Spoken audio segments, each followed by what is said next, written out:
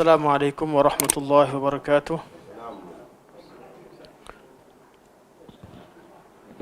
Bismillahirrahmanirrahim. Alhamdulillahi rabbil alamin. Nahmadullah ta'ala wa nashkuruh. Wa nusalli wa nusallimu ala sayyidina Muhammadin alladhi ballagha ar-risalah wa adda al-amanah wa nasaha al-ummah حتى أتاه اليقين وعلى آله وصحبه أجمعين سبحانك لا علم لنا إلا ما علمتنا إنك أنت العليم الحكيم رب اشرح لي صدري ويسر لي أمري واحلل عقدة من لساني يفقه قولي أما بعد فإن أصدق الحديث كتاب الله وخير الهدي هدي محمد صلى الله عليه وسلم وشر الأمور محدثاتها وكل محدثة بدعة وكل بدعة ضلالة وكل ضلالة في النار ثم أما بعد. InsyaAllah pada malam ini kita sambung pada matan yang baru, iaitu mensyarahkan kalam Al-Imam Abu Ja'far At-Tahawi rahimahullah dalam matannya, matan aqidah. Beliau berkata, wa nattabi'u sunnata wal jama'ah wa najtanibu asy-syududha wal khilafa wal furqah. Wa nattabi'u sunnata wal jama'ata, dan kita ataupun kami, yaitu mewakili akidah Al-Imam Abu Hanifah dan pengikut-pengikutnya. Nattabi'us sunnata wal jama'ah, kami mengikuti as-sunnah dan al-jama'ah. Wa najtanibu asy-syududha wal khilafa wal furqata, dan kami menjauhkan diri daripada asy-syududha wal khilafa wal furqah. Asy-syududha adalah syadz, benda yang pelik. Kami menjauhkan diri daripada perkara yang pelik-pelik, asy-syuduz. Wal khilaf, dan sesuatu yang menyelisihi as-sunnah wal jamaah. Asy-syuduz, apa yang tak pernah dikenali dalam as-sunnah ataupun jamaah. Urusan agama yang tak pernah ditemukan dalam sunnah, begitu juga dalam jamaah kaum muslimin, iaitu sahabat Nabi SAW dan orang-orang yang mengikuti jejak langkah mereka. Jadi kata Syekh, manhaj kami ikut as-sunnah dan kami ikut jamaah, dan kami menjauhi perselisihan, dan kami menjauhi asy-syudzuz, iaitu melakukan perkara yang pelik-pelik ataupun mengikuti sesuatu yang syadz, yang menyelisihi as-sunnah dan menyelisihi al-jamaah. Wal khilafah, dan menjauhi sesuatu yang berbeza dengan as-sunnah wal jamaah. Wal furqah, dan kami juga menjauhi al-furqah, iaitu perpecahan, berpecah daripada as-sunnah dan berpecah daripada penyatuan ummah al-jamaah. Kalam Syekh di sini, Syekh bawakan selepas Syekh menceritakan tentang tentang kewajipan mentaati pemerintah, mengisyaratkan bahawa Syekh menyusun kalamnya mengambil iktibar ataupun mengambil kira matan sebelumnya. Al-jamaah yang dimaksudkan dalam matan secara konteksnya adalah berkaitan dengan golongan yang keluar daripada jamaatul muslimin, iaitu golongan khawarij. Itu dari segi konteksnya. Kerana Syekh sebelumnya bercerita tentang kewajipan mentaati pemerintah, dan Syekh juga membawakan hadis-hadis, beristidlal pada bab ini berkaitan dengan kewajipan mentaati pemerintah. Kemudian al-jamaah di sini adalah golongan yang keluar daripada jamaah kaum muslimin. Namun secara maknanya ia mengandungi segala yang diertikan dengan jamaah dalam nas Nabi sallallahu alaihi wasallam. Secara maknanya Syekh menerangkan usul yang penting dalam akidah Ahli Sunnah wal Jamaah, iaitu memberi ta'rif terhadap maksud Ahli Sunnah wal Jamaah. Siapakah Ahli Sunnah wal Jamaah?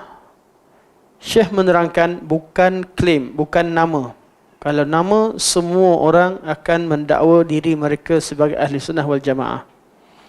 Tetapi Ahli Sunnah wal Jamaah di manakah yang membezakan daripada sesuatu kumpulan-kumpulan yang lain adalah pada bab nattabi'u, kami mengikuti.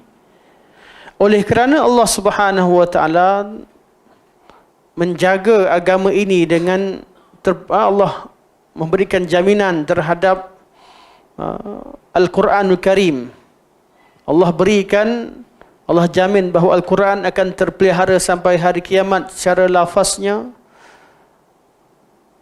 dan secara maknanya yang terkandung dalam sunnah, maka Al-Quran dan sunnah sampai hari kiamat terpelihara. Allah pelihara sumber ini. Dan dua sumber ini merupakan sumber penyatuan. Kerana pada ayat sebelumnya kita cerita tentang ayat wa in tanaza'tum fi syai'in farudduhu ila Allahi war Rasul. Kalau kalian berselisih pada satu perkara, maka hendaklah kalian kembali kepada Allah dan Rasul. Jadi Al-Quran dan As-Sunnah, Allah dan Rasul, kalamullah dan kalam Rasulullah adalah sumber penyatuan. Tak mungkin orang yang kembali kepada sunnah, kembali kepada ayat Quran, mereka berselisih. Masalah yang berlaku, ada orang yang kembali kepada ayat Quran bukan untuk menjadikan Quran sebagai hakim, tapi dia ambil Quran sebagai alat untuk menyokong pemikirannya. Quran bukan pemutus bicara, sunnah bukan pemutus bicara. Mereka hakikatnya telah mempunyai i'tikad yang tersendiri, mempunyai pandangan yang tersendiri. Mereka baca Al-Quran, cari ruang untuk menyatakan bahawa ayat itu menyokong pandangan kami. Itu yang menjadikan sebahagian orang membacakan ayat Al-Quran, bacakan hadis Nabi SAW, tapi tidak menyelesaikan masalah. Tidak mungkin agama ini yang Allah Subhanahu wa taala turunkan pada satu ketika difahami oleh seluruh umat ketika itu dan mereka bersatu kemudian tidak boleh menyatukan. Tidak mungkin. Kerana agama ini agama yang kita warisi daripada mereka. Kefahaman kita terhadap agama Allah adalah kefahaman kita yang kita warisi daripada orang-orang yang daripada zaman tersebut. Perpecahan hanya berlaku apabila seseorang itu menafsirkan agama ini mengikut hawa nafsunya, mengikut kehendaknya. Sekiranya hawa nafsu didahulukan, tiap-tiap ayat boleh dijadikan sebagai dalil dengan hanya menukar kaedah-kaedah kefahaman. Dan itu yang dilakukan oleh ahli bid'ah. Mereka hakikatnya mengambil bid'ah mereka daripada hawa nafsu. Kemudian mereka mencari dalil untuk menyokong pandangan mereka. Kemudian mereka membayangkan kepada manusia bahawa mereka juga ikut Al-Quran, mereka juga ikut As-Sunnah. Akhir sekali yang menjadi keliru adalah orang awam, yang mereka tidak memahami Al-Quran, Sunnah, tidak memahami bahasanya, tidak memahami sumber. Mereka hanya tahu bunyi Al-Quran dan mereka hanya tahu nama Al-Bukhari dan Muslim, tapi mereka tak pernah buka Bukhari dan Muslim. Mereka hanya tahu tentang sunnah, mereka tak pernah buka pun hadis-hadis dan membacanya. Sebab itulah kita lihat ada orang berbicara tentang As-Sunnah, berbicara tentang bawa Al-Quran, bawa hadis, tapi tidak menyelesaikan masalah. Kalau sekadar begitulah, merujuk Al-Quran dan Sunnah untuk menyokong pandangan sendiri, sudah pasti golongan yang mengatakan Qul huwallahu ahad, Allah itu adalah Muhammad pun mereka rujuk Al-Quranul Karim. Mereka pun rujuk Al-Quranul Karim. Golongan yang berzikir hu ha, hu pun mereka bawa ayat Al-Quran, bawa hadis.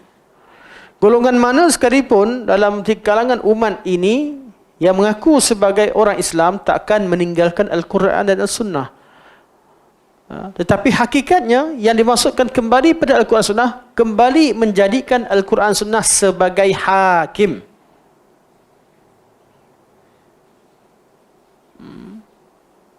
Bukan sumber yang lain.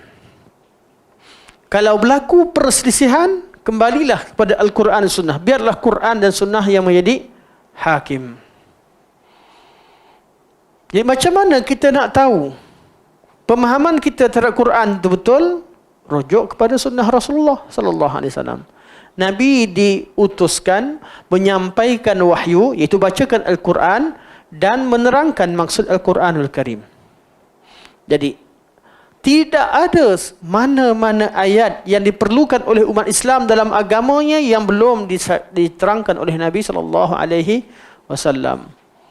Jadi ada ayat Quran, kita cek macam mana faham Quran, rujuk kepada sunnah Nabi sallallahu alaihi wasallam. Di sini sangkut ramai kumpulan orang Islam tapi anti hadis. Orang Islam tapi tak rujuk hadis. Orang Islam tapi tolak hadis ahad. Orang Islam hanya terima hadis dalam setengah perkara tetapi tidak terima pada setengah perkara. Tidak, semua mereka tidak menyatakan dengan jelas bahawa saya tolak Nabi sallallahu alaihi wasallam. Tidak. Semua dengan takwil. Golongan anti hadis akan mengatakan bahawa kami berpada dengan Al-Quran kerana Al-Quran sangat sempurna. Allah menerangkan semua perkara Al-Quran Al-Karim. Bawalah ayat Al-Quran yang menerangkan bahawa Quran ini sempurna, tak ada yang tertinggal. Maka tak perlu lagi sunnah. Kerana kalau sebut tentang sunnah, sunnah belum tentu semua sahih. Jadi bila belajar sunnah, kata mereka akan memecah belahkan. Jadi sebaiknya kita hanya pegang kepada Al-Quran. Maka kita akan jumpa ada pengikut. Kerana kejahilan manusia itu tidak mengetahui sumber agama mereka yang asli. Sehingga golongan anti hadis boleh masuk. Sebab itu kita tidak benarkan orang awam mendengar kalimah-kalimah yang disampaikan oleh bid'ah. Ajaran sekarang, ajaran tengah mengamuk sekarang. Ajaran Sihab. Siapa yang boleh terima ajaran mereka? Kita rasa macam mustahil orang boleh terima. Tapi pergi dengar. Pergi dengar. Kerana ahli bid'ah mereka tidak menyampaikan bid'ah mereka begitu saja. Mereka dibantu oleh syaitan yang sentiasa memberikan idea, memudahkan jalan mereka untuk menyesatkan manusia di kalangan jin dan manusia. Syaitan-syaitan ramai. Syaitan manusia dah ramai sejak zaman dulu sampai sekarang. Tak buka buku ikut sunnah, ikut jalan syaitan. Banyak buku-buku yang dah nyebutkan perkara sedemikian di kalangan manusia, syaitan manusia. Yang ceramah macam tu pun dah ramai dah, bukan benda baru, benda dah lama. Kuliah-kuliah yang begitu ada, dilakukan secara senyap-senyap.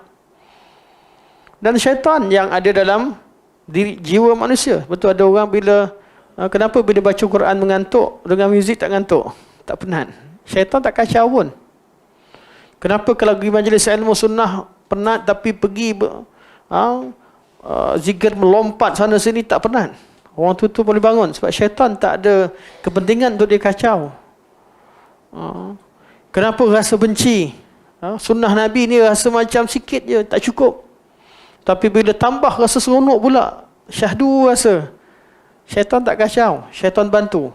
Sebab tu kita tak tengok kepada hati, kita tengok kepada wa nattabi'us sunnah. Kita ikut pada sunnah. Jadi asas ini yang perlu kita ajarkan. Jadi nak kata ahli sunnah, apa maksud ahli sunnah? Mereka adalah muttabi'in ahli sunnah, orang yang ikut sunnah. Rahman Allah Subhanahu Wa Taala, Allah jadikan sunnah ini terpelihara. Sunnah ni terpelihara. Tak susah cari sunnah. Tak susah cari hadis. Yang susahnya rumah yang ada kitab hadis. Kalaulah tiap-tiap rumah ada kitab Sahih Bukhari, ada Sahih Muslim. Kalau orang cerita tentang, cukuplah umat ini ada kitab dan tahu rujuk. Orang kata, telah berkata Imam Bukhari rahimahullah dalam kitab sahihnya. Dia dah kata dah, dia dah sebut hadis, ada kitab sahih. Boleh jumpa, cari jumpa tu, bijak dah. Dia dah tahu satu ilmu, itu ilmu takhrij. Cukup. Saya pengalaman bila berlaku macam ni, Ustaz tu mesej, Ustaz, hadis ni sekian. Dia kata Sahih Bukhari. Betul ke? Selalu soalan macam tu kan. Hadis ni dia bagikan lafaz hadis, betul dia bagikan sumber kepada saya. Dia tanya, betul ke ada dalam Sunan Tirmizi? Soalan saya, ustaz yang tanya. Maksudnya mungkin tak ada buku, tak ada kitab, atau cari tak jumpa, atau tak pandai cari, dan kemungkinan yang paling last sekali, malas. Biarlah ustaz tu buat kerja kan. biar kita senang je sekarang. Tanya aja. Kan? Soalan satu, ustaz tu cari satu hari. Atau jawab sekali. Ada juga orang yang begitu. Dalam ilmu. Tapi pelik. Soalan yang banyak. Sebab tu kalaulah umat Islam ni rajin. Artinya kalau orang cerita tentang sunnah, kita mudah. Sunnah Nabi ni terpelihara. Buktikan. Kalau orang kata kami ahli sunnah, kitab ahli sunnah ada di depan mata, banyak. Cuma yang kita risaukan, dan itulah yang berlaku, kitab ahli sunnah tak ada kat rumah. Tak ada.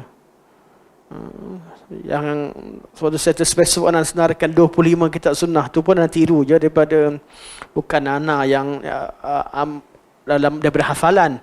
Daripada salah satu soalan pada seorang syekh, saya sebut dalam ni, anak tiru, tuliskan semula sebagai perkongsian. Dan banyak lagi kitab-kitab yang lain. Ramai tertanya-tanya, dari mana enta jumpa kitab ni? Soalan tu datang secara personal. Orang yang di kalangan asatizah, guru-guru, macam mana boleh tahu ada kitab ni? Kenapa kami tak pernah dengar? Betul lah. Jadi masalah yang kedua, kitab akidah ahli sunnah pun tak ada kat rumah. Tidak ada di rumah. Ada sebahagiannya hanya menunggu diterjemahkan. Alhamdulillah. Orang awam tak apalah. Tapi bagi yang faham bahasa Arab, simpanlah. Paling kurang kalau tak ada kitab betul pun ada PDF. Boleh rujuk. Boleh tengok. Dan kitab-kitab mutaqaddimin ni tak panjang. Kalau kita buka kitab As-Sunnah Al-Humaidi, sikit je, pendek je. Tapi yang pendek itulah yang menyelesaikan banyak masalah. Banyak dakwaan-dakwaan yang orang kemudian sebut, kita akan selesai. Termasuklah yang berkaitan dengan tajuk kita. Bila orang sebut ahli sunnah, macam-macam tafsiran. Mereka kata ahli sunnah yang diajarkan pada pengikut masing-masing. Apabila dikatakan ahli sunnah, ketahuilah mereka adalah golongan sekian dan sekian. Antara yang paling famous, mereka adalah Al-Asy'ariyah dan Al-Maturidiyah. Saya dari dulu cakap, saya tidak menafikan.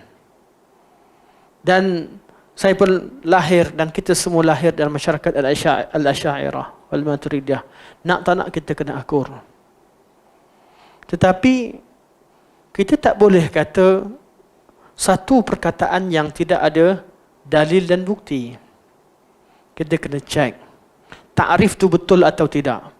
Bila kita kata takrif tak betul, kita bukan mengeluarkan mereka daripada Ahlussunnah wal Jamaah secara umum. Seperti saya sebut, mereka dari dahulu ulama sunnah, mereka ini kita tengok kepada di kalangan orang-orang yang disebahkan kepada kumpulan-kumpulan tertentu, tapi mereka mempunyai jasa dalam agama. Tapi kemuliaan mereka bukan kerana mereka berakidah dengan akidah tersebut. Al-Imam Nawawi rahimahullah tidak dimuliakan kerana beliau mentakwil sifat, tapi kerana khidmah beliau yang agung terhadap sunnah Rasulullah sallallahu alaihi wasallam. Al-Imam Ghazali rahimahullah je Imam Ahlussunnah wal Jamaah. Dalam bab apa? Bukan dalam bab takwil sifat, bukan dalam bab ilmu kalam, tapi dalam beliau memperkenalkan sunnah Nabi SAW dalam bab ibadah, zuhud, dalam bab usul fiqh, kitab Al-Mustasfa menjadi tanda keilmuan Imam Ghazali sehingga beliau diagungkan dalam masyarakat Islam. Al-Imam Fakhrul Razi diagungkan bukan kerana kitab Asas Taqdis yang beliau karang. Malah kitab itu yang menjatuhkan kedudukan beliau pada keadaan tertentu. Tetapi kerana kitab Tafsir Mafatihul Ghaib. Kita kena tahu, ahli sunnah ketika kita bincang tentang sunnah, dakwah sunnah dan terutamanya dakwah salafiyah ini bukan dakwah memusnahkan. Bukan dakwah menghancurkan. Dakwah islah dan membetulkan. Dalam keadaan kita mengkritik Al-Imam Nawawi rahimahullah dalam setengah bab yang kecil. Tapi semua ulama sunnah sepakat bahawa tidak ada seorang alim Rabbani yang kitab-kitabnya dan penulisan diterima oleh umat yang menandakan penerimaan sebagai satu alamat Allah SWT menerima amalan beliau dan kedudukan yang tinggi di sisi Allah SWT seperti Al-Imam Nawawi rahimahullah. Dalam keadaan kita tidak setuju dengan suatu perkara, kita tidak membunuh karakter dan kebaikan imam tersebut. Al-Imam Baihaqi rahimahullah berbeza sedikit dalam mentakwilkan beberapa ayat, beberapa sifat fi'liyah. Tapi ahli sunnah tidak membunuh karakter imam yang mulia, yang agung ini hanya kerana persisihan dalam satu perkara. Al-Imam Abu Hasan Al-Asy'ari mengasaskan mazhab Al-Asy'ariyah yang berbeza, yang memang menceritakan asma sifat berbeza dengan akidah salafus salih. Beliau bertaubat, kita terima apa yang beliau lakukan dan kita iktiraf mereka dan kita namakan beliau sebagai Al-Imam Abu Hasan Al-Asy'ari kerana kebaikan yang beliau bawa yang lain.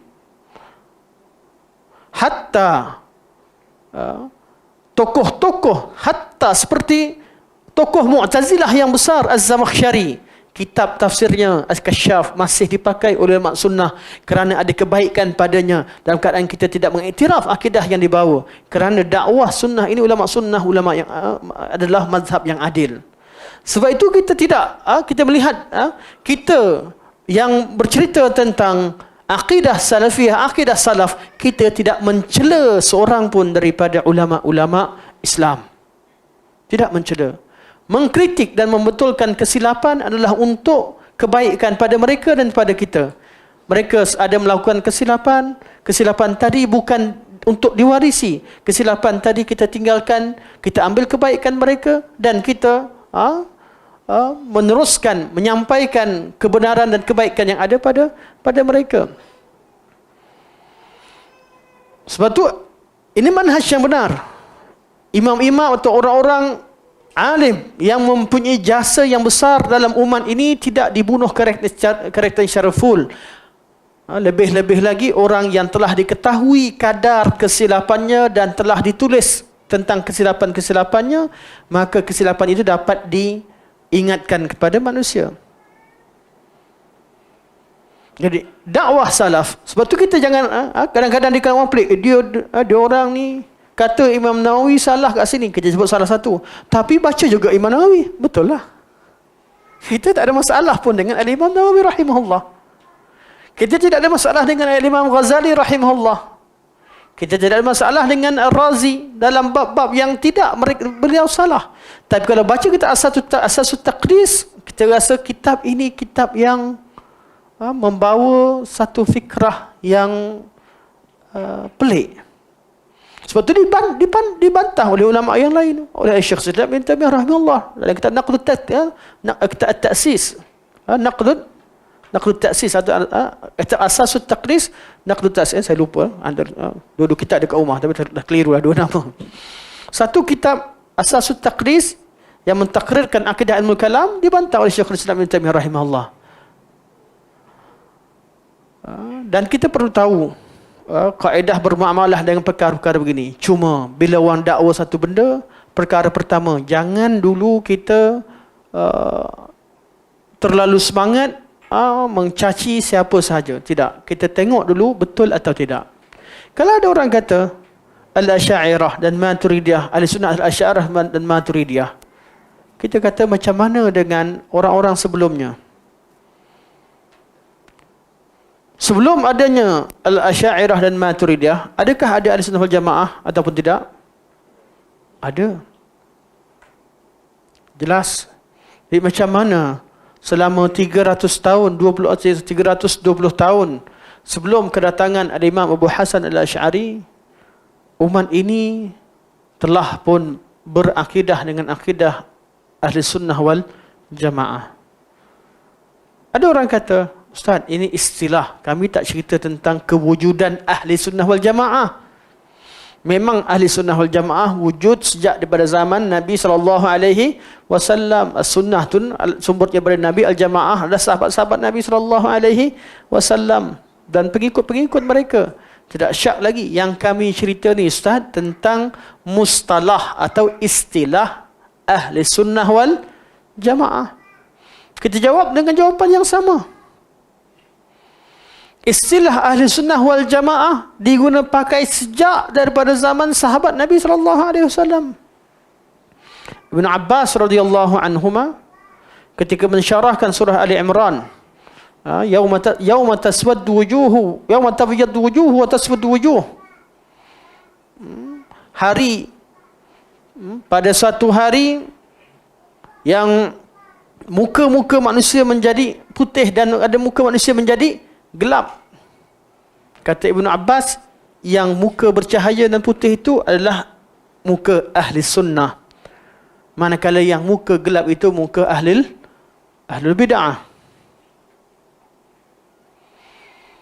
Al-Imam Ibn Sirin rahimahullah ketika bercerita tentang isnad, lam yakulu yas'aluna 'anil isnad falamma waqa'atil fitnah qalu sammu lana rijalakum fayunzaru in kana min ahli sunnah fayu'khadhu hadithahum wa in kanu min ahli bid'ah falam yu'khadh hadithuhum. Atau kata-kata sepertinya, seumpamanya. Kata beliau, dulu mereka tak pernah tanya tentang as-sunnah, tak tanya tentang isnad, tapi bila berlakunya fitnah mereka tanya, sebutkan rijal-rijal yang membawa kalam kamu ini. Sekiranya rijal ataupun perawi itu dari kalangan ahli sunnah, kami terima hadis mereka. Sekiranya ahli ataupun perawi itu bukan di kalangan ahli sunnah, kami tidak terima hadisnya. Yang meninggal pada tahun 110, lahir pada tahun 30. Adakah itu saja? Tak. Qaul ini masyhur dalam istilah ahli sunnah. Al-Imam Abu Ayyub As-Sikhtiyani rahimahullah, apabila diberitakan tentang kematian seorang daripada ahli sunnah wal jamaah, kata beliau, inni ukhbira bimauti rajulin min ahli sunnah. Aku diberitakan, inni ukhbaru, aku diberitakan tentang kematian salah seorang daripada ahli sunnah. Faka'anni afqudu ba'da a'dha'i, seolah-olah aku hilang salah satu anggotaku. Beliau dah sebut nama ahli sunnah wal jamaah, Abu Ayyub As-Sikhtiyani, yang meninggal pada tahun 130 atau 131 Hijriah. 200 tahun sebelum kedatangan Abu Hasan al-Asy'ari. Sebut tentang istilah ahli sunnah. Dan Al-Imam Muhammad bin Zaid, anak muridnya, cerita bahawa ketika itu diceritakan kematian salah seorang daripada ahlul hadis. Berita kematian salah seorang fata min ahlil hadis, salah seorang pemuda daripada ahli hadis. Abu Ayyub sedih dan beliau kata, ahli sunnah wal jamaah. Al-Imam Sufyan bin Thawri rahimahullah meninggal pada tahun 161 Hijriah.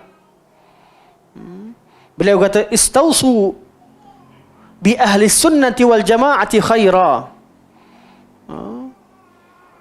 Berpesan-pesanlah, atau istausu bi ahli sunnati khaira.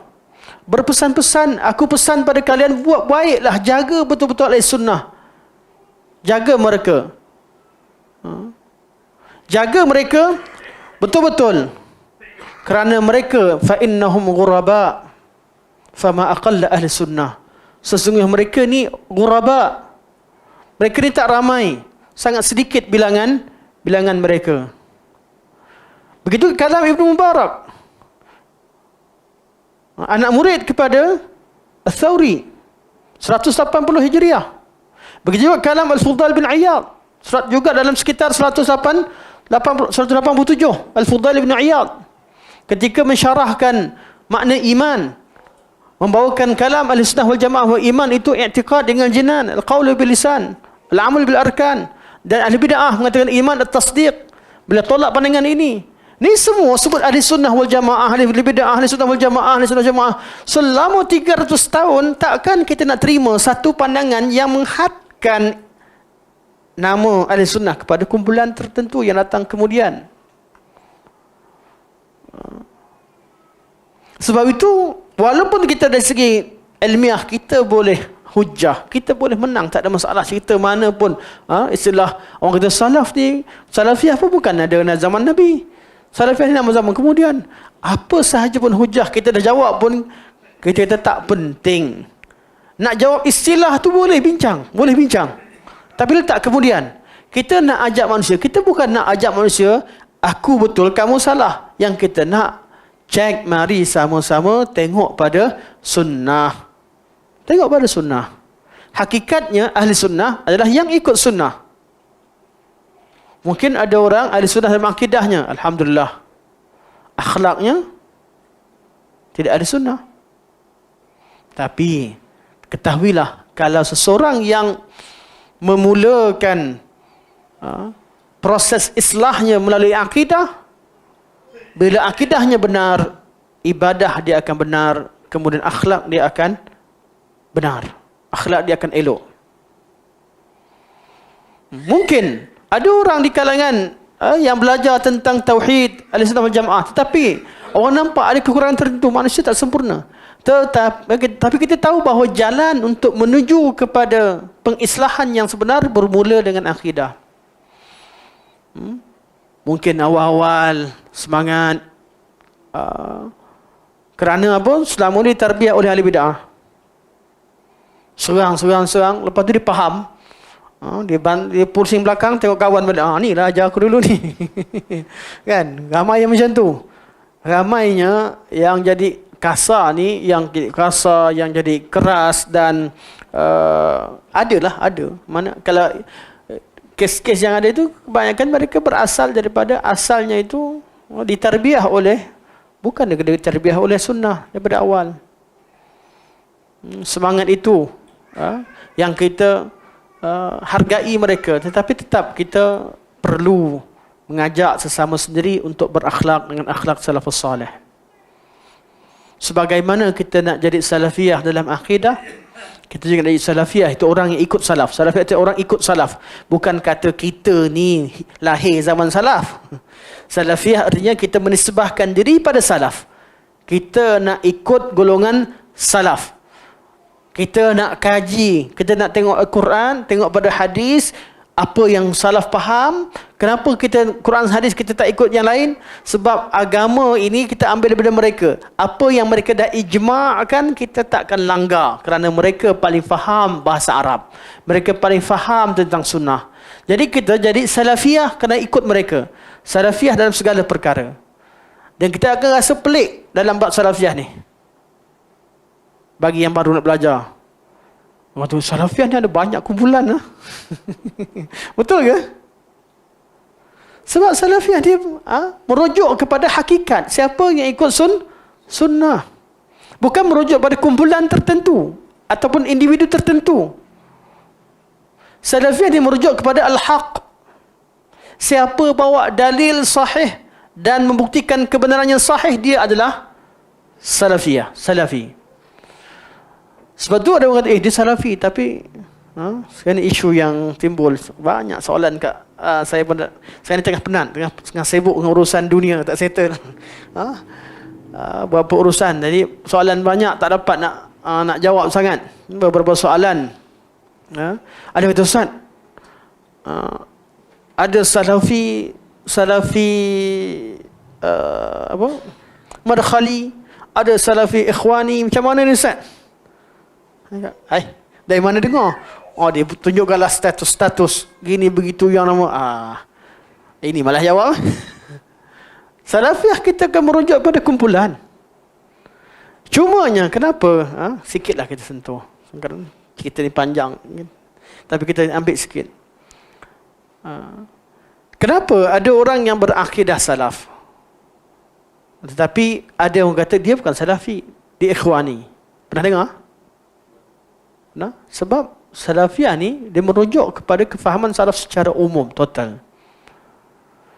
Ada sebahagian kumpulan umat Islam yang mengambil manhaj salaf dalam akidah dan ibadah. Tapi dalam bab politik, mereka mengambil pendekatan demokrasi sebagai asas perjuangan. Pendekatan demokrasi ini kadang-kadang disalah pakai di tempatnya. Seperti golongan Ikhwan Muslimin, mereka salah pakai ketika mereka melawan kerajaan Arab Saudi ketika berlaku isu dalam peperangan Teluk. Orang kata, dulu boleh bersama, sekarang beza. Ya, bersama kerana menyelamatkan mereka daripada nyawa mereka dibunuh ataupun diancam ketika di Mesir. Diselamatkan King Faisal, datang ke Saudi begitu ramai. Tapi berlaku isu di negara Arab Saudi sendiri, rakyat Saudi yang biasa dengan ketaatan dikecohkan dengan tokoh-tokoh ikhwan yang ada di Saudi mengajak manusia untuk lawan. Orang Saudi senang je, salah tak salah, dengar dulu, taat dulu. Jangan demo, jangan doakan keburukan pemerintah, itu yang dibiasakan. Di situlah timbulnya istilah ikhwani.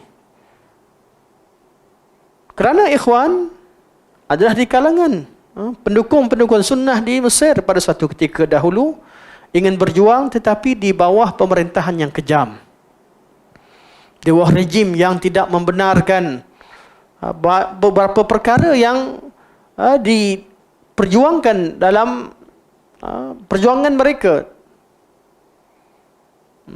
Pada zaman penguasaan yang melarang banyak perkara pada suatu ketika dahulu, secara detailnya wallahualam, namun sejarah di Mesir ketika itu mereka terpaksa membuat kumpulan-kumpulan kecil dalam untuk mengajarkan agama atau untuk usrah-usrah. Istilah usrah ni, sebab tu tarbiyah, istilah ikhwan ni sampai di tempat kita melalui usrah dengan beberapa NGO yang melakukannya. Jadi kita tak boleh hukumkan usrah ni sama macam usrah yang ada di Saudi atau usrah yang ada di Mesir, tak sama, tempat berbeza, ijtihad berbeza. Sebab tu dalam bab politik ni, kalau orang tanya secara ni, tidak syak lagi yang paling sempurna dalam segala perkara termasuk bab politik adalah apa yang dipegang oleh salafus salih. Tidak syak. Tetapi ada yang dah berijtihad, pergi ambil demokrasi sebagai dasar, dan sebahagian dari mereka tenggelam sehingga mengatakan Islam itulah demokrasi, demokrasi itulah Islam. Berbeza dengan ijtihad awal yang kata tak apa, demokrasi bukan sesuatu Islam, tapi memanfaatkan demokrasi untuk tegakkan sebagai syiar Islam. Ada perbezaan walaupun duduk sama, tapi kita tahu perkara ini perkara yang menjadikan masalah berlaku di kalangan ada orang yang sama-sama cerita tentang sunnah, cerita tentang kembali kepada salafus salih, dan berzikir beramal ibadah dengan cara sunnah, tetapi dalam bab tertentu mereka berbeza. Dan bukan bab itu saja, tiap-tiap bab akan nampak perbezaan. Sebab itu kita kena tahu betul-betul. Tahu baru. Salafiyah yang total, yang betul-betul benar adalah yang berdasarkan kepada sunnah dan dalil. Yang berdasarkan pada sunnah dan dalil. Sebab tu nama ni satu benda. Kajian tentang firaq ni letakkan tepi dahulu. Saya tak suka sentuh di tempat awam dan umum. Kenapa? Takut kita suka menghukum. Kita kena kembali dulu kepada sumber yang asal. Belajar dulu. Kenal hadis Nabi SAW. Kenal sunnah Nabi SAW. Kenal keadaan zaman salafus salih. Bagaimana suasana mereka ketika itu dalam ittiba'. Dan macam mana politik pada zaman tersebut. Sejak bila demokrasi masuk ke negara Islam? Bagaimana umat Islam ketika awalnya menghadapinya? Bagaimana mereka terpaksa masuk di setengah tempat yang tak perlu pun pada demokrasi? Nak Brunei laksanakan demokrasi? Ini cerita sesuai atau tidak buat gerakan ala-ala ikhwan di Brunei? Tak sesuai. Begitulah juga di Arab Saudi. Ini kesilapan yang berlaku sejarah, yang menyebabkan kita tahu bahawa ulama Saudi akan sangat keras tentang golongan ikhwan kerana kesilapan mereka ketika itu. Ada kesilapan yang mereka lakukan di negara orang, sehingga mereka dihalau keluar ramai-ramai sebagai mereka tokoh-tokoh yang hebat. Tapi tidak bererti kita menafikan ada kebaikan-kebaikan tertentu. Cuma manhaj, cara yang betul untuk tarbiyah rakyat, tarbiyah orang awam yang tak terlibat dengan apa-apa politik, tarbiyah mereka taat kepada pemerintah. Bukan tarbiyah lawan, bukan tarbiyah suka untuk menjatuhkan, naik. Tarbiyah yang awam yang perlu kita ajarkan kepada masyarakat, taat pada pemerintah. Bila kita asalnya tarbiyah masyarakat taat pada pemerintah, hormat kepada sultan, hormat kepada semua institusi kerajaan, hormat kepada undang-undang, itu yang kita ajarkan, kita tarbiyahkan, nanti ketika terlantik nanti mereka juga yang akan melantik sama mereka pemimpin yang memegang prinsip yang sama. Tarbiyah ini yang kita kehendaki. Duduk di mana sekalipun, tetap tarbiyah yang perlu ada pada kita adalah dengan ketaatan pada pemerintah. Waktu nak berpolitik, politik lah nanti. Masa nak kempen, dia benarkan kempen, kempen lah. Tapi siapa dah terlantik secara sah, dah disahkan, jangan pula kita tidak mengiktiraf, kemudian tidak habis dengan isu-isu yang tidak selesai. Bukan kerana kita tidak tahu politik dan tak nak berpolitik, tapi yang kita perlu tahu prinsip sebenar kita ni lantik pemimpin yang ingin menjalankan Al-Quran dan Sunnah dan membantu ulama-ulama yang menegakkan Al-Quran Sunnah juga masyarakat Sunnah. Kalau fikir kita kepada agama, kita tahu siapa sahaja terlantik, kita minta mereka sokonglah penyebaran sunnah Nabi SAW. Siapa pun. Kita masa lantik, kita pilih orang yang kita paling terbaik, yang boleh terima sunnah Nabi disebarkan. Selepas terlantik, terimalah siapa yang ada.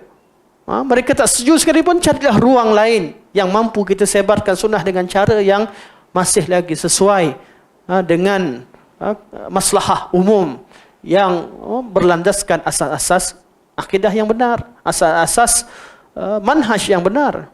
Dan ini yang dibawakan oleh dakwah salafiyah. Okey. Balik semula pada bab sunnah. Syekh mensyarahkan, Al-Imam Abu Ja'far, Al-Imam Ibn Abi Lais rahimahullah mensyarahkan.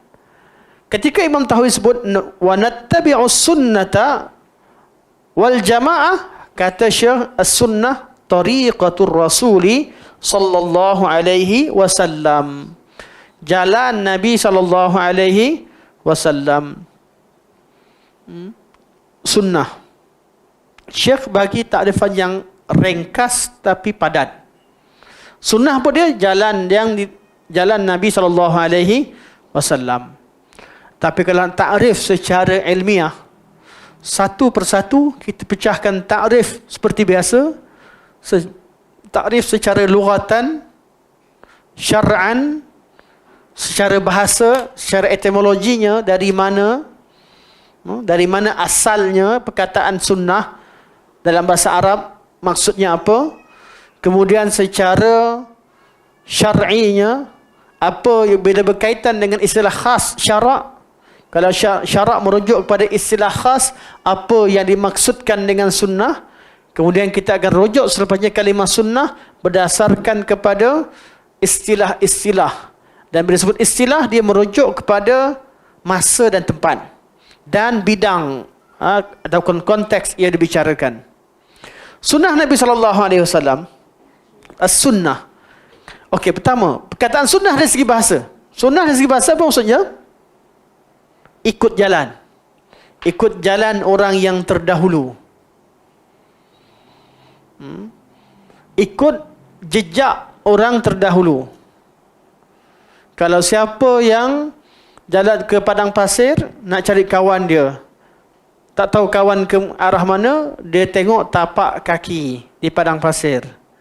dia nampak bekas tapak kaki, ikutnya dia ikut sunnah. Ikut sunnah tapak kaki orang tersebut. Atau nak cari, dengar macam motor kemalangan, bunyi shit brake, tu tak nampak apa-apa. Dia pun tengok kat lalang tu. Tengok, oh kat mana lalang yang dah terbaring. Tengok ikut lalang tadi, jumpa oh ada motor situ. Jadi dengan kita ikut jejak-jejak yang ditinggalkan itu, namanya ittiba' sunnah, ikut sunnah. Itu dari segi bahasa. Itu dari segi bahasa. Boleh bererti ikut jejak, iaitu tariqah, ataupun perjalanan hidup seseorang. Sirah, ilmu sirah itu sebahagian pada makna sunnah. Sejarah, dia pergi mana, macam mana, apa yang dia buat, ikut satu-satu. Jejak langkah dia, itu juga sebagai pada sunnah. Itu secara bahasa. Secara syarak, atau dalam khitab syarak, apa arti sunnah? Dalam khitab syarak, makna sunnah adalah ajaran Nabi SAW atau Islam itu sendiri. Bila sebut as-sunnah dalam khitab syarak secara khusus, maksudnya apa? Maksudnya ajaran ataupun agama yang dibawa oleh Nabi SAW. Semua perkara yang Nabi bawa. Man raghiba an sunnati falaysa minni. Siapa yang tak ikut sunnahku. Apa maksudnya? Siapa yang tak terima agamaku atau tak nak ikut agama yang ku bawa, dia bukan sebahagian daripadaku. Jadi sunnah di situ adalah agama.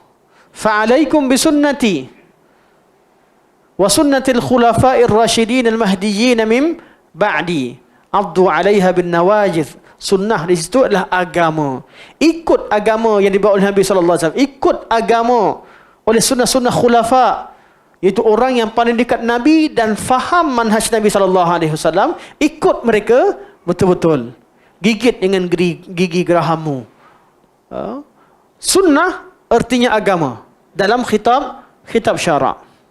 Kadang-kadang Nabi menggunakan bahasa Arab, menceritakan dari segi bahasa kita tentang perkara yang bukan makna secara khas bab syarak. Nabi kata, man sanna fil islami sunnatan hasanatan falahu ajruha wa ajru man amila biha la yanqusu min ujurihim syai'a wa man sanna fil islami sunnatan sayyi'atan falahu wizruha wa wizru man amila biha la yanqusu min auzarihim syai'a.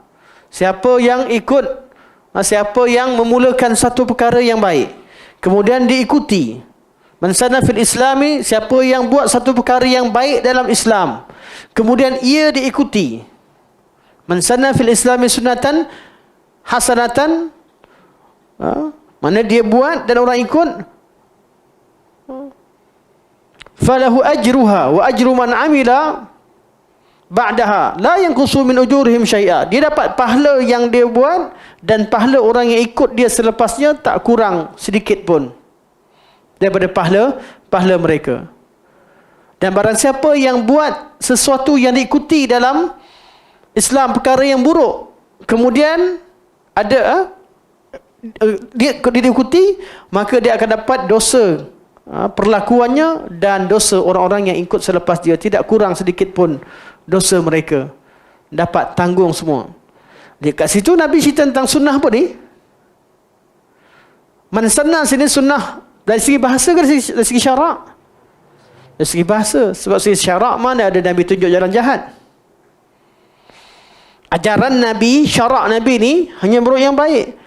Jadi di situ artinya ada perkara baik yang dilakukan dalam Islam, perkara buruk yang dilakukan dalam Islam.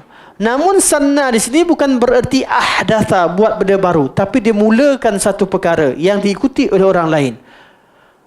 Mungkin dalam kelas orang sedang bising-bising, tiba-tiba dia nampak bising sangat, atau orang tengah mengumpat, tiba-tiba dia tukar tajuk.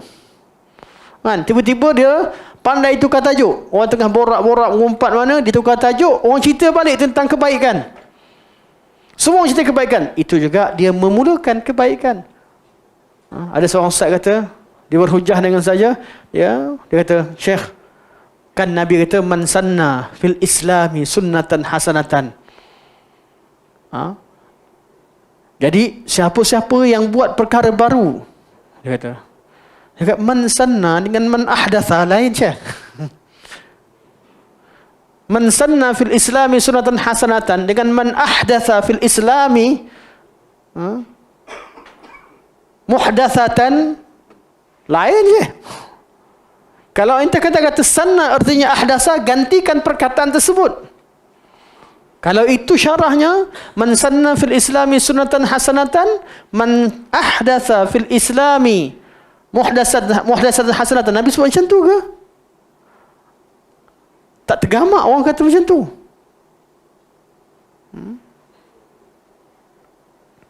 Tidak tergamak. Man sanna tidak bererti man ahdatsa. Tidak bermaksud man ahdatsa, biar perkara baru. Sebab tu sanna ini kita faham dari segi bahasa. Siapa yang pergi, orang lain ikut. Kesan-kesan, meninggalkan kesan, meninggalkan kesan yang boleh diikuti. Silakan Syekh. Acuan dia cakap, kalau kata man ahdasa, semua Nabi sebut al-ihdas, semua Nabi kutuk man ahdasa fi amrina hadza ma laysa minhu fa huwa raddun. Jadi kalau ditafsirkan dengan man sanna dengan man ahdatha, dia kata hadis Nabi contradicts. Hadis sana secara umum keji, tiba-tiba kat sini ahdatha, sini puji, dapat pahala. Agama ni tak boleh syarah suka hati. Sebab tu kita, kalaulah dari segi bahasa boleh sekalipun, tinggalkan bahasa, kita pergi pada syarak. Sebab kita berhujah, bukan hujah lughatan. Hujah kita pada syarak. Betul syara'an. Secara syarak, apa dia sunnah Rasulullah? Apa dia ajaran Nabi? Sebab tu bila hujah, ahli bid'ah, dalam bab apa sekalipun, mereka akan menggunakan permainan bahasa. Memang dalam bahasa makna begini-begini, tapi makna yang Nabi maksudkan apa? Memang ada makna bahasa begini dan begini, tapi makna yang difahami oleh salafus salih itu apa? Ini yang mereka tak nak dengar. Asyik salafus salih. Salaf pun salah lah. Hujung sekali keluar, tak tahan. Dia kata salaf pun salah. Maka mulalah orang mencela, maaf, salaf tidak maksum. Kita cerita salaf bukan setakat salaf. Salaf sebut dan mereka ijma'kan. Itu yang kita tegaskan. Urusannya mereka ijma'. Urusan kaul yang tak dijma'kan, kita muliakan, kita kaji betul atau salah. Kalau urusan mereka ijma'kan, kita wajib terima. Urusan yang tak ijma' tapi kaul mereka ada, kita muliakan dan kita tengok pada dalil, bandingkan dengan kaul yang kaul orang kemudian. Sangat jauh beza. Tetap kita muliakan. Ada bab yang kita terima sebagai ijma', kita terima 100%. Ada bab yang tidak ijma', kita muliakan semua kaul salaf dalam keadaan kita mentarjihkan. Memang wujud sebahagian salaf berbeza pandangan pada setengah perkara. Terutamanya bila berdepan dengan golongan ahli bid'ah. Ketika mereka berhujah, pasti kadang-kadang keluarnya istilah-istilah tertentu yang berbeza daripada waktu mereka takrirkan akidah. Akidah kita sabit dengan dalil. Apa yang kita wajib beriman dengan dalil. Akidah Islam mudah, akidah salaf mudah. Dalil Al-Quran, dalil hadis, Quran, hadis, apa yang dijemaahkan faham, selesai. Itu takrir. Tapi dalam bab perbincangan ilmiah, terutama bila wujud ilmu kalam yang tak faham bahasa, dan mereka kata ilmu kalam ialah ilmu kalam, ilmu mantik yang kontrol kefahaman seseorang. Dia jaga akal, jangan salah faham. Jadi mereka kata tak boleh bercakap kecuali dengan istilah kami. Dan mereka dah berpecah sesama mereka. Mereka mampu mempengaruhi ramai di kalangan penuntut-penuntut ilmu dan berpecah sama sendiri. Takkan kita nak biarkan medan itu kosong sama mereka dan biar kamu sesat. Itu yang salah buat mula-mula dulu. Salah buat, buang terus. Kenapa? Mereka ada sikit. Mereka tak ada mazhab yang besar. Pada zaman salafus salih ni mereka tak ada pengaruh. Pengaruh mereka pada mempengaruhi sultan sekalipun ketika itu hanya di istana, bukan masyarakat umum. Zaman dulu pun, zaman sekarang pun pengikut mereka tak faham, zaman dulu sama juga. Tak faham apa-apa. Sebab tu salaf, Tolak macam tu saja. Tapi bila ada perbincangan ilmiah, mereka dah bincangkan, adalah di kalangan salafus saleh berdebat berhujah. Ketika berdebat berhujah untuk memahamkan mereka, kadang-kadang terpaksa guna istilah mereka untuk fahamkan. Untuk fahamkan. Jadi bila kita kata salaf tak pakai istilah tersebut, tidak bererti salaf tak faham dan tak tahu. Bukan bererti mereka tak faham dan tak tahu atau tak pakai langsung dalam kalam mereka, tapi mereka tidak menjadikan itu sebagai sumber untuk mengisbatkan atau menafikan akidah. Okey. Boleh faham anda punya ni? Kalau bagi contoh jadi panjang, kena buka status-status banyak. Terutama status sidang sembang. As-sunnah, tariqatul Rasul sallallahu alaihi wasallam. Sunnah ni jalan Rasul sallallahu alaihi wasallam. Wal jama'atu, dan dimaksudkan jamaah, jama'atul muslimin. Jamaah kaum muslimin. Jamaah artinya kesatuan atau persepakatan kaum muslimin. Siapa? Wahum as-sahabatu wattabi'una lahum bi ihsanin ila yaumiddin. Mereka adalah sahabat dan golongan yang mengikuti mereka dengan jejak langkah yang baik sehingga hari kiamat. Jadi sunnah, ahli sunnah ni siapa? Sahabat Nabi sallallahu alaihi wasallam. Itu confirm. Dan siapa yang ikut mereka? Sebab tu orang yang hidup pada zaman salaf tapi tak ikut salaf tak boleh disebahkan sebagai salafiyah. Orang hidup zaman salaf, Ibrahim An-Nazzam, hidup, meninggal pada tahun 80 Hijriah. Oh, hebat salaf tu. Tapi dia kata tak boleh terima hadis ahad. Dia start daripada Ibrahim An-Nazzam. Adakah kita kata itu pandangan salaf? Qaul salaf, nisbahkan salaf, bukan sekadar ada qaul, tapi kita rujuk qaul tersebut sepakat tidak dengan qaul yang telah diijma'kan oleh masyarakat sunnah sebelumnya, salafiyah ketika itu. Kalau ada di kalangan qaul, wujud betul qaul di kalangan salaf yang tersalah sesuatu perkara, kita tahu qaul yang benar melalui qaul jumhur salafus saleh ataupun ijma' sebelumnya. Jadi kita sebagai ahli sunnah kalau temukan kesilapan berlaku di kalangan secara individu tertentu, kita akan menutup aib dan kita menghormati mereka dalam bab perkara yang hak. Kalau wujud kesalahan di kalangan imam-imam salafus saleh, bukan imam salafus saleh sahaja, malah kita sejak pada awal dan sebut hatta imam-imam seperti Mu'tazilah, seperti Az-Zamakhsyari sebagainya, kita boleh berlaku adil. Macam mana dengan imam-imam sunnah? Sebab tu bila ada orang bawa qaul imam-imam ni, anak tak boleh. Bila orang mencela salah, anak akan marah terus automatik. Sebab mereka ni adalah mereka yang celupa dan kurang ajar dengan salafus saleh. Kita tak mampu faham, tak mampu tengok pandangan mereka secara umum kerana ilmu kita yang kurang, tak apa. Tapi belajarlah hormat dan terima, muliakanlah ulama sunnah. Mereka lah yang bawa agama pada kita. Belajar sifat ta'zimus sunnah dan ta'zimus salaf, letakkan dalam diri dulu. Ini yang kita nak. Tapi kalau sampai tidak menta'zimkan salaf dengan bahasa-bahasa yang kurang ajar, semoga Allah melaknat orang-orang yang melaknat salaf. Wallah, demi Allah, ana tak pernah marah tak kecuali orang yang mencela salaf. Orang yang salah ramai, tapi yang mencela tidak berkat hidupnya. Wallahi wabillahi watallahi, orang yang mencela salafus saleh, mereka takkan sempurna hidupnya.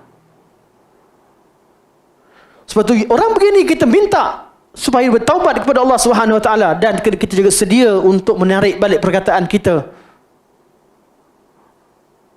Kita tidak, anda tak sebut nama seorang secara spesifik supaya anda tak fokus pada siapa. Tapi fikrah yang begini yang mencela salafus saleh, fikrah yang terkeji, fikrah yang perlu ditolak dan dibuang daripada masyarakat. Dari dulu kita tahu ahlul kalam menunggang nama salaf berapa ramai. Kita tak marah. Sebab apa? Sebab mereka ingin juga menisbahkan diri mereka pada salaf kerana mereka mentazimkan salaf. Kita cuma beritahu salaf tak begitu, begini, dan kita tak marah. Kita tahu bahawa semua orang nak ikut Quran, nak ikut sunnah dan nak dapat kemuliaan ikut salafus salih. Mana ada orang nak buang salafus salih?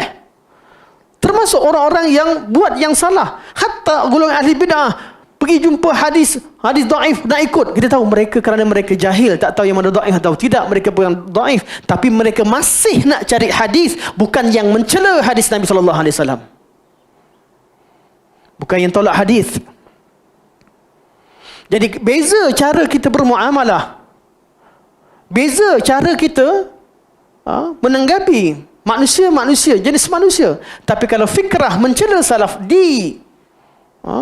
sebarkan, diajarkan, kita perlu bangun menentang dengan jiwa raga, malah dengan nyawa kita, untuk mempertahankan agama ini dan generasi yang membawa agama ini kepada umat. Kalau ikut pada provokasi, kalau nak ikut salah yang keliling kita, memang kita tak habis cerita. Tapi bercakap ketika perlu. Ketika salaf dihina, jangan hidup selesa. Ramai orang bila bab-bab begini, mereka kata cerita, bawa relax lah, tenang lah. Kenapa nak kecoh-kecoh? Dah, manusia silap lama dah. Mazhab-mazhab yang ada mazhab lama dah. Mazhab kalam ni ada lama dah. Kita hidup pun sama dan kita pun mengaku. Dan kita pun belajar daripada madrasah yang sama pada asal. Tak ada masalah pun dan kita tak ada apa-apa masalah. Kita sebarkan sunnah Nabi sallallahu alaihi wasallam ikut kemampuan. Tapi bila zaman ada orang mula mencela salafus salih, mengelirukan mazhab mereka. Kalau anda katakan saya perpandangan mazhab khalaf begini-begini dan seni-seni, tak apa, kita kritik ilmiah. Tapi bila sampai mencela salafus salih satu persatu nama dipetik, menghilangkan perasaan ta'zim masyarakat kepada salafus salih. Ketika kita mentazimkan salaf, kita tak pernah menganggap salaf itu maksum. Ketika kita mentazimkan sahabat Nabi SAW, tak pernah kita kata sahabat maksum. Tak payah nama sebut nama imam ini dan itu. Sahabat sendiri pun kita tidak i'tikad maksum. Ketika Syiah mencela kita tentang sahabat, kita bukan kata sahabat maksum. Kita jaga kedudukan sahabat Nabi SAW. Mentazimkan salaf, mentazimkan sahabat ini bukan bererti kita mengatakan mereka maksum. Kesalahan itu wujud. Tetapi kadar mana? Besar mana? Kesalahan memang wujud manusia. Dan berapa banyak jasa mereka, berapa banyak yang betul. Dan macam mana cara kita menanggapi kesilapan di kalangan ulama-ulama ummah? Anda tidak mengikrarkan apa yang disebut sebagai salah, tapi kita cerita tentang prinsip. Dahlah cela salaf, dia faham pun salah, tak betul. Itu yang menjadikan anda kata tawakkal ala Allah. Habiskan masa sebab sebenarnya pada tempoh-tempoh ni tempoh. Anda diuji dengan beberapa perkara, sibuk dengan beberapa perkara, tapi tak apalah. Ambil masa sedikit menjawab sebahagian syubhat-syubhat yang diperlukan. Tapi jujurnya tak ada nak ngadap nak tengok semua ni, memang ni tak ni lah. Ada yang kata Ustaz kena dengar full. Tengok sampai 3-4 jam nak dengar apa lebih baik. Lebih baik buat benda manfaat. Ulang Quran, banyak surah dah dapat.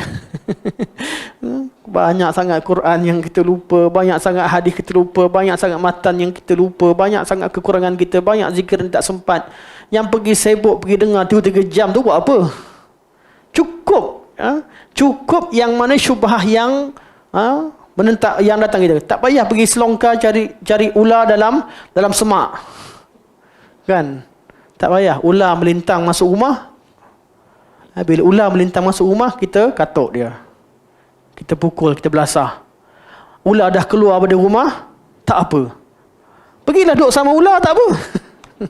Ular dengan ular dan masyarakat ular, tak apa. Tak mengganggu kita dalam rumah. Tapi kalau syubhat ini sampai dalam rumah, tempat kita, kita perlu atasi. Kita perlu tebas. Apa sahaja perkara yang mengganggu kelestarian sunnah Rasulullah sallallahu alaihi wasallam. Tak apalah, minggu depan sambung lagi lah insya-Allah. Sambung lagi. Yang ni pun Faham matan saja lah. Faham matan, syarahnya kita minggu depan insyaAllah. Sebenarnya tak susah ni insyaAllah. Kita buka soalan sebelum tutup. Tapi macam mana pun terima kasih pada Akmal. Akmal Ana hantar video. Ana berterima kasih. Bila Ana tak dengar sendiri, ada orang hantar, dapat je tahu isu. Saudara Abu Talha suka hantar, Akmal suka hantar, beberapa sahabat yang ada di luar sana, yang kawan-kawan FB banyak hantar lah. Jadi kalau dengar tu, tapi kadang-kadang sempat dengar, kadang tak sempat dengar. Kerana hidup kita ni lebih kepada bina. Banyak lagi ilmu yang kita tak mahir. Ambil masa, siapa tak mahir nahu, belajar nahu dulu. Ambil masa belajar nahu, belajar saraf, belajar ilmu taksil. Bina diri kita lebih banyak daripada sibuk dengan isu. Isu ni bukan tak penting. Isu yang boleh menggugat, menghalang sunnah dan juga memberi syubhat di masyarakat, kita ikut. Tapi jangan pula sebabkan saya nak cegah ke ni, dah 5-6 jam duduk depan ni bid'ah je. Lama-lama jangan pula sampai lupa pada asal. Sebab itulah kita balik asal. Mula dengan solat kita. Ini nasihat untuk diri anda sendiri. Solat kita, solat jamaah kita, zikir selepas solat, zikir pagi petang, baca matan-matan asas, baca hadis-hadis Rasulullah, hidupkan sunnah dalam rumah. Benda-benda asas ni jangan tinggal lah. Jangan tinggal. Ada masa lebih, dah buat benda yang berkaitan dengan fardu ain diri kita ataupun berkaitan dengan perkara-perkara diri kita, lengkapkan diri kita, masa lebih, ambil masa untuk sampaikan kebenaran kepada orang lain. Lakukan perkara fardu kifayah yang berbentuk kemasyarakatan. InsyaAllah. Tak ada soalan insyaAllah. Muaz ada banyak soalan. Muaz banyak soalan. Dia dah sebut dah minggu lepas. Muaz soalan kat bawah. Kita borak bawah nanti insyaAllah. Muaz, Akmal banyak soalan. Tapi kat bawah. Soalan yang penting berkaitan tajuk atau berkaitan dengan yang penting boleh insyaAllah. Semua sahabat. Ana sebenarnya dengan sahabat-sahabat ni macam adik-beradik lah. Sebenarnya. Jujur, kadang-kadang kalau sahabat-sahabat kita tak ada, rindu. Sebab lama sangat kita bersama dalam majlis ilmu. Hilang seorang muka, kita memang rindu. Allah jadikan begitu. Semoga Allah SWT kekalkan perkara ini. Kita berindu dalam kebaikan. Ingat muka Muaz, ingat Baitul Salam. Kan? Macam itulah. Kan? Ingat Ustaz Mustaqim, ingat kita. Borak tentang sunnah. Ingat Syahid lagi lah pula. Ingat Syahid, ingat kameranya. Di mana-mana. Sentiasa. Ya? Syahid dan Sekandar. Ini semua insyaAllah. Tapi anak ingat Syekh Zunurul ni, ingat main jenazah. Insaf. Sangat insaf. Syekh kita ni anak nampak, anak insaf. Tiap-tiap kali nampak muka, anak ingat kematian. Bukan muka beliau. Masya Allah. Semoga Allah berikan kemudahan. Antara orang yang bantu keluarga anak masa mak anak meninggal. Jazakallah khair. Barakallahu fikum. InsyaAllah. Kita sampai sini saja. InsyaAllah kita tutup dulu. Semoga Allah SWT beri keberkatan pada majlis kita, memberikan kemanfaatan, mengajarkan ilmu bermanfaat dan ilmu itu memanfaatkan diri kita dan memanfaatkan seluruh orang-orang di keliling kita yang kita mampu sampaikan kebaikan tersebut. Subhanakallahumma wa bihamdika asyhadu an la ilaha illa anta astaghfiruka wa atubu ilaik. Wa sallallahu ala sayyidina Muhammad wa ala alihi wa sahbihi wa baraka wa sallam. Alhamdulillahirabbil alamin. Wassalamualaikum warahmatullahi wabarakatuh.